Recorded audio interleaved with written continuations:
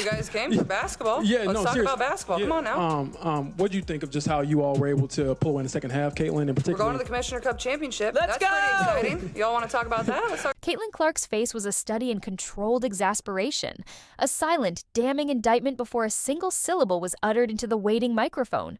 It was that pre-interview tension, the air thick with the unspoken knowledge of what was likely coming.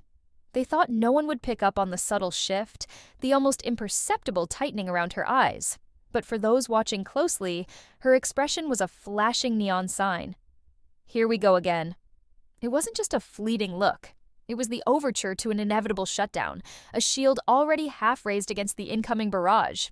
Caitlin, when your head coach came out with a statement today saying she denounces all the racism that some people have felt in this league, players, trolls online, all those things, as one of the biggest stars in this league, what are your thoughts on the things not only your teammates have to endure, but just the entire league? And obviously, you spoke on this before, but just now that your coach and your GM are talking about it as well. Yeah, it's definitely upsetting. I don't think nobody in our league should be facing any sort of racism, hurtful, disrespectful, hateful comments and threats. Those aren't fans, those are trolls, and it's a real disservice. The reporter had barely launched into their preamble before Clark's eyebrows ascended to a new altitude. The question, ostensibly about her head coach's admirable statement denouncing racism, online trolls, and the toxic undercurrents plaguing the league, felt less like genuine inquiry and more like a carefully laid trap. In the charged atmosphere surrounding Clark, any topic outside the four corners of the court seemed designed to elicit a reaction, to spark a headline. Her eyebrow arch wasn't the kind born of surprise or intellectual curiosity. No, this was the well-practiced, weary choreography of someone who'd seen this movie too many times, a silent plea of, "Can we please just talk about the actual basketball game we just played?" Caitlin Clark, please leave this league and let it crumble. Please, this league does not deserve you. All this hate from these black people, all this hate from these lesbians, these people in the media, just go play basketball somewhere else. Your fans will follow you. We will follow you wherever you go. But let this shit crumble and burn to the fucking ground, man. Let the viewership drop below 50%. Let them lose hundreds of millions of dollars again, man. Let them go back into fucking irrelevancy. Nobody giving a damn about none of these players. Just leave. This pattern of questioning, steering sharply away from gameplay and directly into the heart of controversy, wasn't an isolated incident. It had become the dismally predictable script. Forget the meticulously executed plays, the critical defensive stops, or the strategic adjustments that led to victory. The post-game narrative, it often seemed, was predetermined. Provoke, pry, and publish. Clark, often still sweating from the exertion of competition, repeatedly found herself cast as the lead in a relentless, poorly written soap opera she never agreed to star in, where every press conference was less about athletic performance and more about navigating a treacherous labyrinth of loaded inquiries designed to ignite drama. It was becoming painfully obvious this wasn't just sports journalism. It felt like a concerted effort to sculpt her public image into something contentious. This is a public announcement. I need everybody to stop what they're doing and listen up. As we watch the WNBA every day because of the way they play the game, because I love the WNBA, I love the way they play the game. But we really watch it because Caitlin Clark and everybody watching. Now listen, if I keep bumping her, knocking her down, might get her a concussion, you might hurt her for real. For 2 weeks, she was done with like a hamstring. She was down. 55% of the viewership was down. She comes back the next game, it's about 3 million viewers. Now let me tell you something. Growing up in the hood, they teach you this. Always protect the money. Y'all keep hurting her and all that. She going for a year or two. Ain't nobody gonna watch it. If nobody watches, how y'all gonna make and generate? This perceived relentless targeting hasn't been lost on her fiercely loyal fan base. Social media platforms and online forums erupt with a passionate, almost visceral defense, with some reactions bordering on the extreme. Caitlin Clark, for the love of God, leave this league and let the whole DMN thing crumble without you, one widely circulated comment passionately declared. All this relentless hate from every corner, just find a league somewhere else that will appreciate you. Your true fans will pack their bags and follow. These weren't mere whispers of discontent. They were thunderous roars of collective frustration, a desperate, almost primal urge to shield their idol from what they perceive as a league and media ecosystem intent on dissecting and diminishing her, even if it meant watching the WNBA's newfound spotlight flicker and die. The sentiment carried a stark warning: mess with the source of the light, and you risk plunging everyone back into darkness. Oh, she brings everyone in. Like, literally, she goes to the indoor volleyball team in Indianapolis, and, of course, the cameras are on her and the big screen, and she's doing pictures with the team, and people want to be around it because she's there. I'm a little surprised that they haven't. She did have part of the ownership group of a Cincinnati franchise. The NWSL went with Denver. But to me, if I'm a league, I get Caitlin Clark involved in a ownership, part ownership, some kind of thing, any women's sports thing. You've got a magnet here, that attention magnet, the likes of which we have never seen in women's sports. The financial and viewership statistics paint a picture of undeniable, almost startling impact. Yet the narrative often feels deliberately discordant. When Clark was briefly sidelined with an injury, reports indicated a viewership nosedive, with some estimates claiming a staggering 55% drop. Her swift return saw those numbers surge dramatically, reportedly cresting near 3 million viewers for a single game. She is, by any objective measure, the league's golden goose, a transformative figure whose presence alone elevates the entire enterprise. Yet, instead of a consistent celebration of this rare phenomenon, a counter-narrative frequently bubbles to the surface, subtly or overtly painting her as difficult, isolated, the focal point of locker room friction, or the unwitting instigator of on-court altercations. It's a perplexing paradox. Her very presence guarantees unprecedented visibility and revenue, but she's often framed as the central figure in every manufactured tempest. The unspoken question hangs heavy. What happens if the weight of this relentless, often negative framing becomes unbearable? Caitlin Clark, and I put this analogy in there. She's a player that you have to guard 94 feet. She can shoot. There's no question. Probably one of the best girls shooters I've seen in a minute. But what else can she do? Think about it. And I'm trying to get you guys to understand this. Her passing capability, averaging nine assists per game. She's capable of doing that because the game is stretched so far for her. It's wide open. It have to be. You have to play. America. You have to play up. I've never seen anything like it. She creates havoc for defenses because you got to play heavy. Observe her closely during these increasingly frequent media inquisitions. The emotion that truly radiates from her isn't raw, unbridled anger. It's something far more corrosive, a deep-seated, soul-crushing exhaustion. Her jaw visibly tightens. Her eyes might narrow by the smallest, almost imperceptible margin. These are the subtle, involuntary tells of an individual whose reservoir of patience hasn't just been depleted, but has evaporated into thin air. She's profoundly tired of being the media's designated sacrificial lamb, the endlessly convenient source for viral sound bites and click-worthy outrage when nuanced basketball analysis is apparently deemed too bland for public consumption. Each repetitive question chips away not at her composure, but at her reserves. Caitlin Clark is essential. The Caitlin Clarks, the Michael Jordans, the Christian Pulisic saying, I'm not going to go and play. It is essential to American sports, these disruptive figures who just don't always either toe the company line for the GM, it drives us crazy. Dissent drives us crazy. But Caitlin Clark is basically saying, yeah, I'm going to score. Her sphere of influence, however, extends far beyond the polished maple of the basketball court, touching unexpected corners of the sports world. A casual appearance at an Indianapolis indoor volleyball game instantly transforms the event. Cameras pivot, the Jumbotron eagerly features her, and athletes from other disciplines eagerly seek a moment, a photo. Whispers, though now somewhat muted, had even circulated about her potential involvement with a new NWSL franchise in Cincinnati.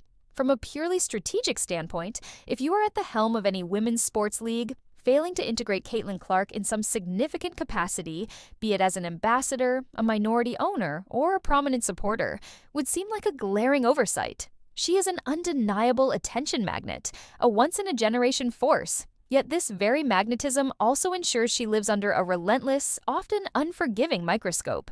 Merchandise sales for the WNBA have reportedly increased by 500% since her arrival, with Clark merchandise leading the way. Her games have drawn millions of viewers. We've talked about that before. The Indiana Fever's franchise value has reportedly quadrupled due to Clark's presence. Indianapolis has seen an increase in hotel bookings, tourism related to Fever games, and Clark's popularity. Some projections suggest Clark's presence could help the WNBA generate nearly $1 billion in revenue in 2025. The media's ongoing examination of Caitlin Clark has evolved into a peculiar, almost obsessive form of pop culture forensics. Every blink is cataloged, every sigh is interpreted, every minute shift in her on-court or press conference demeanor is dissected with the meticulous, frame-by-frame intensity usually reserved for pivotal moments in history. Was that a flicker of shade, a flash of suppressed rage? The eager narrators breathlessly ponder. They zoom in on her facial expressions as if attempting to decipher the Da Vinci Code of WNBA beef, desperately searching for hidden meanings, unspoken grievances, and elaborate anti-Clark conspiracies. A simple, reflexive adjustment of her headband can be, and often is, spun into a complex, clandestine signal to a teammate or a subtle act of defiance. Her briefest, most innocuous glance towards an official can be instantly magnified into a declaration of open warfare. Right. Now, the guy brought up, she was poked in the eye, hit it in the face. But Monica absolutely ignores that, right? And has nothing negative to say about Marina Mabrey shoving Caitlin Clark over. Says it's a part of competition. What is competitive about that? What is competitive about somebody blindsiding somebody and shoving them? Now, mind you, she also didn't even acknowledge that Sheldon actually walked, after poking Caitlin in the eye, she walks up to her and like bumps her chest on Caitlin, which is why Caitlin shoved Sheldon off of her. Yet, amid this whirlwind of intense player scrutiny and behavioral deconstruction, a conspicuous and deafening silence often descends when the topic shifts, or rather fails to shift, to the consistency and accountability of officiating. When blatantly questionable calls are made on the court, when overtly physical plays appear to exceed the bounds of fair competition, and referees seem to conveniently swallow their whistles, the media's typically piercing gaze often softens, blurs, or looks away entirely. Players, particularly Clark, are relentlessly grilled under the hot, unforgiving lights of the press conference, forced to account for every perceived slight, every gesture, every intonation. But the referees, they frequently perform a Houdini-esque disappearing act, vanishing into the night without so much as a perfunctory statement, let alone a rigorous cross-examination of their crucial in-game decisions. This glaring, systemic double standard does little to quell the mounting frustration among players and fans, further fueling the perception of an uneven playing field. The jealousy is real. The jealousy is real. You know, this damn dump just can't get out of its own way. Yesterday should have been a celebration in the WNBA. Celebrate our missed layups. Even though the celebration was an illusion that masked the serious problem facing this league. Came to blows, okay? It was a lot going on. The Indiana Fever was able to defeat them in that game, but Sophie Cunningham said that she has gone too far. This is not the first time that people have accused Sophie Cunningham of just, doing way too much, being too physical, almost being an aggressive bully in the WNBA. And people are now calling for Caitlin Clark, as well as Sophie Cunningham, as well as Marina Mabrey, and as well as JC Sheldon to get flagrant 1 fouls. I'm going to tell you in this article what exactly the WNBA is going to do to all the ladies above. And the on-court realities, the raw, unscripted moments of intense competition frequently get filtered through a distorting narrative lens. Following a visibly heated tangle with Marina Mabrey, the subsequent questions inevitably gravitated not towards defensive strategies or team dynamics, but towards the perceived beef and lingering animosity. Incidents involving other players like Chennedy Carter, JC Sheldon, where a seemingly minor poke to the eye escalated into a more significant confrontation, or the consistently and notably aggressive defensive tactics employed by players such as Sophie Cunningham are often highlighted and replayed, sometimes accompanied by public calls for flagrant foul assessments.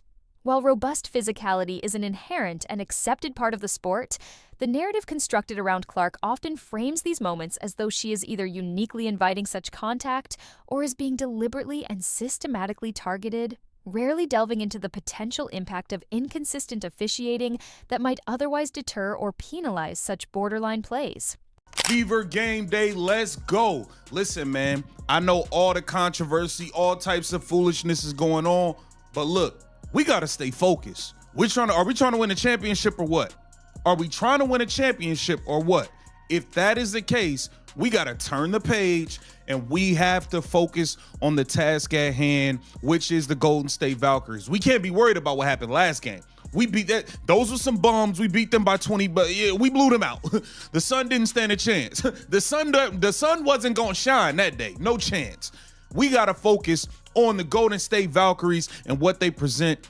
What becomes tragically, almost criminally, overshadowed in this relentless maelstrom of manufactured drama and microscopic dissection is the sheer, unadulterated brilliance of Caitlin Clark, the basketball savant. Her court vision is nothing short of extraordinary, a panoramic awareness that seems to defy the normal limits of human perception.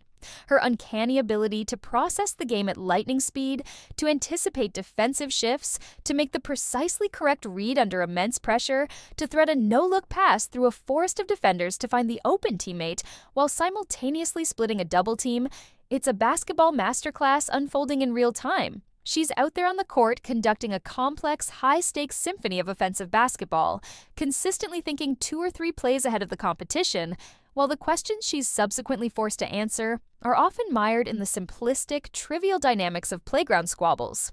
She could eloquently deliver a doctoral thesis on the nuances of rotational defense, but she'll inevitably be asked to comment on a fleeting side-eye or a misconstrued gesture. She gets hit right here, pushes her, and then this bitch just takes her out. Marina Mabrey is ass. She has 6 points. This is her biggest highlight, and this is the biggest crowd that will ever watch this woman play basketball. Oh my. Bro, they ain't playing about Caitlin Clark this time. Nope. Ultimately, the WNBA finds itself in possession of a genuine cultural phenomenon, a transcendent player who is single-handedly generating unprecedented levels of revenue, viewership, and mainstream attention, with some economic projections boldly suggesting her impact could propel the league towards a nearly billion-dollar valuation. Yet, the narrative most frequently peddled to the public is one steeped in controversy, rife with insinuations of internal strife, and fixated on the image of a superstar perpetually under siege. If every interaction, every game, every subtle facial expression is relentlessly reduced to a meme-worthy eye roll or a sensationalized fictional feud, then the league and the media are not merely doing Caitlin Clark a profound disservice. They are actively squandering a golden, once-in-a-generation opportunity. The real billion-dollar question that looms large isn't about the manufactured drama or the clickbait controversies. It's whether they will finally summon the collective wisdom to genuinely celebrate and elevate the game-changing, paradigm-shifting talent they've been unequivocally gifted, or instead continue to recklessly fan the flames of a superficial narrative that ultimately risks consuming the very foundation of their burgeoning success.